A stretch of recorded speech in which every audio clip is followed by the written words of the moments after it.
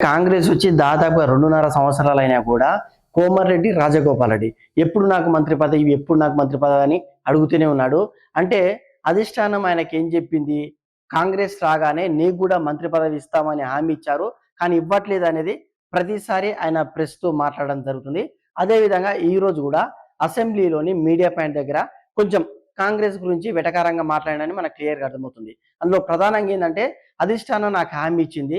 అధిష్టానం ఎప్పుడు ఏ విధంగా నిర్ణయం తీసుకుంటుందో తెలియదు.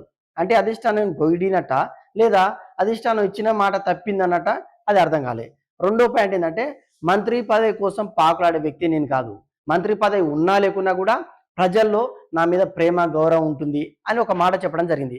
దీని వెనుక ఉద్దేశం ఏంది అంటే ప్రస్తుతం మంత్రులుగా కొనసాగుతున్న కొంతమందికి నా అంత గౌరవం లేదు అని ఇండైరెక్ట్‌గా ఆయన హింట్ ఇచ్చాడా?